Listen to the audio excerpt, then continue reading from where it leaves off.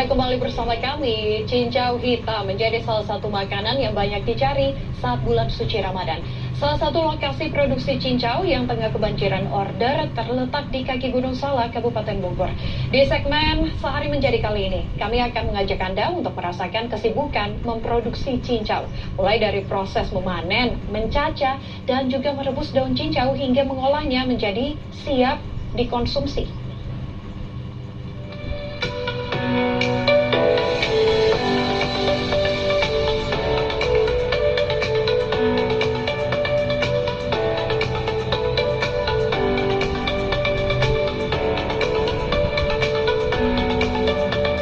Dengan tekstur yang kenyal dan lembut, cincau hitam cocok menjadi sajian untuk berbuka puasa. Cincau hitam biasa diolah menjadi aneka minuman dingin yang menyegarkan, seperti es teler, es campur, hingga es buah.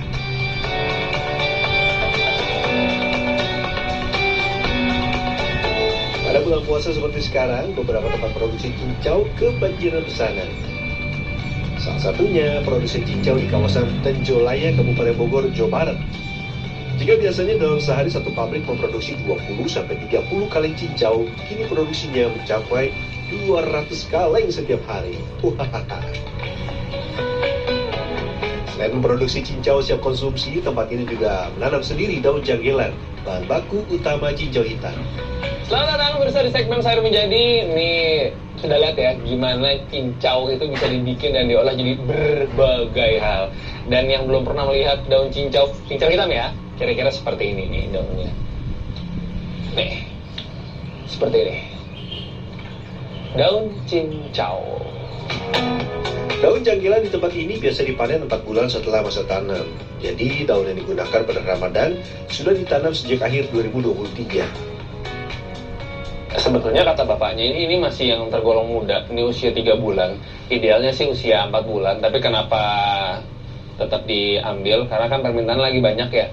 Jadi mau nggak mau kita mudah buat proses produksi, butuh bahan, buat stok lah ya istilahnya. Janggelan mudah tumbuh di daerah tropis seperti Indonesia. Ciri-ciri janggelan yang sudah bisa dipanen adalah daunnya berwarna hijau tua dan sedikit mengkilap. Bagian daun tanaman janggelan menghasilkan ekstrak gel cincau lebih banyak, tapi matangnya jangan dilewatkan.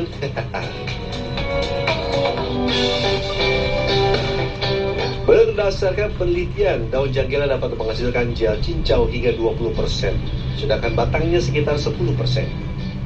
Janggelan harus dijemur hingga kering sebelum diekstraksi. Dan ini tidak dicuci, dia langsung dijemur. Paling kalau ada tanah yang besar-besar seperti ini tinggal diambil dan dibuang aja. Kenapa? Karena kalau dia nanti dicuci, dia bakal makin basah. Dalam kondisi begini aja, kalau lagi panas 3 hari, ya kalau dicuci terlebih dahulu ya bisa sampai seminggu.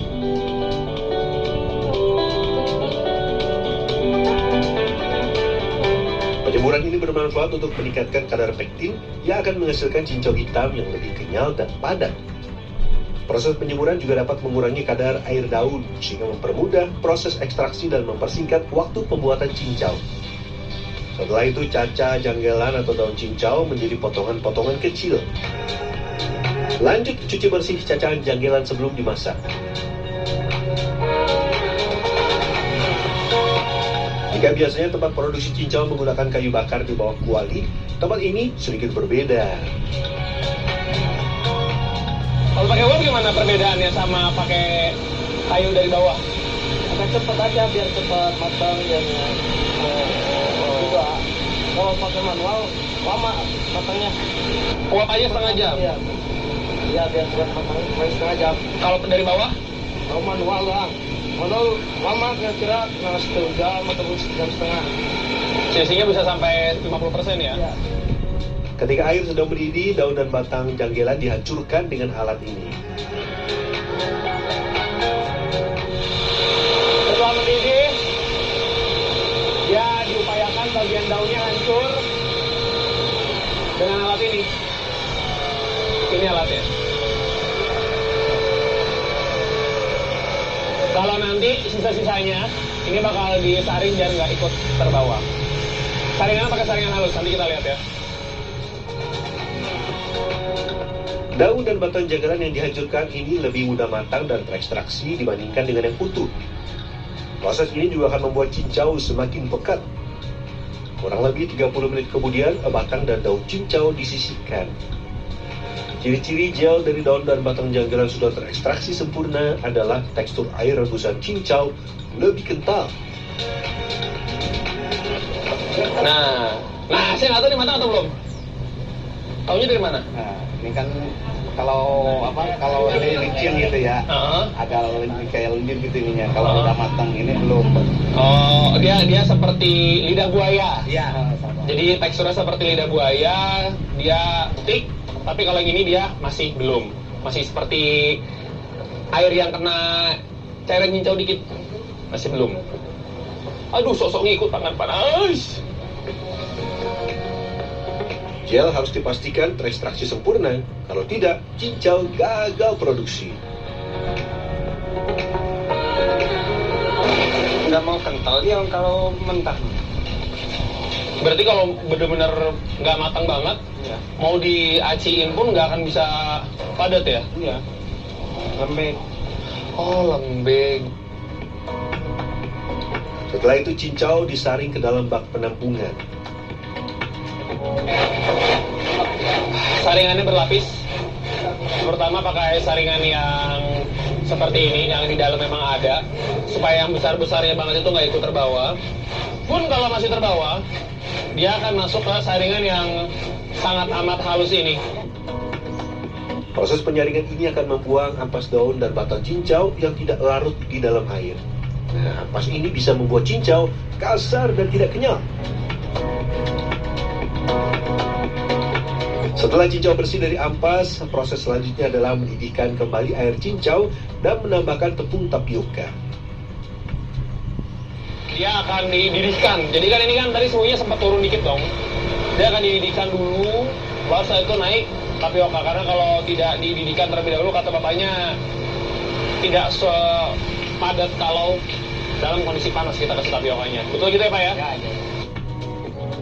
Sebelum dicampur ke dalam air rebusan cincau, tepung harus diencerkan terlebih dahulu dengan air. Tepung tapioka mudah menggumpal jika dicampur langsung dengan air panas. Penggumpalan ini dapat membuat tekstur cincau kasar dan tidak kenyal. Air cincau memang mengandung pektin, zat yang membuat cincau menjadi kenyal.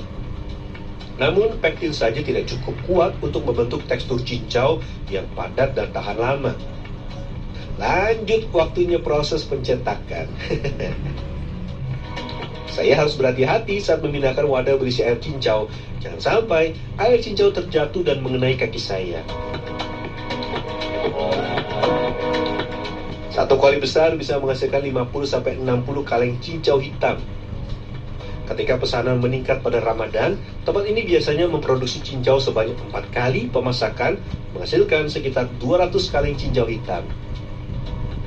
Sebetulnya cincau ini akan mengeras dalam waktu 4 hingga 6 jam. Namun, untuk mendapatkan tekstur yang lebih kenyal dan lebih padat, cincau sebaiknya didiamkan sedikitnya 1 malam.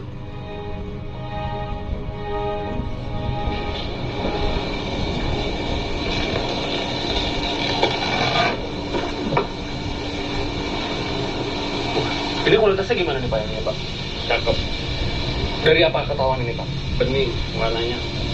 Barangnya bening, Ya. gelnya pas, kenyalnya pas ya? Kenyalnya pas. Kenyalnya pas, membelnya dapet, dan siap untuk dipasarkan. Dan diolah tentunya untuk menu buka puasa Anda. Cincau hitam yang berkualitas memiliki warna hitam pekat dan merata. Teksturnya kenyal dan padat. Permukaannya halus tanpa lubang atau gelembung, serta memiliki aroma segar khas cincau hitam. Sangat shining, sangat mengkilap, dan kenyalnya itu bukan kenyal yang lembek ya Pak Bos ya? Iya. Kenyalnya tuh kenyal yang padat, kenyalnya yang memang memiliki kokoh-kokohan kalau kata abangnya. Dan ini yang sesuai dengan standar. Tuh. Shining sekali, mengkilap. Wow, mantap bosku. Di tempat ini, puncak permintaan cincau terjadi sepekan menjelang bulan puasa dan memasuki puncaknya 7 hari menjelang lebaran. Nah, mungkin ada yang bertanya-tanya nih, kenapa beberapa produsen cincau menggunakan kaleng daur ulang untuk wadahnya? Wah, ini nih jawabannya. Ya karena biayanya lebih murah. Kalau pakai bak kan biayanya bisa 2 kali lipat, bisa 40.000 satu bak. Kalau ini cuma 7.000. Terus menjaga higienitasnya gimana? Dicuci dulu nggak? Kalengnya tetap kita cuci, kita bersihin. Kalau datang dari pasar kita cuci dulu sebelum diisi cincau. Satu kotak cincau berukuran 20-25 kg rata-rata dijual mulai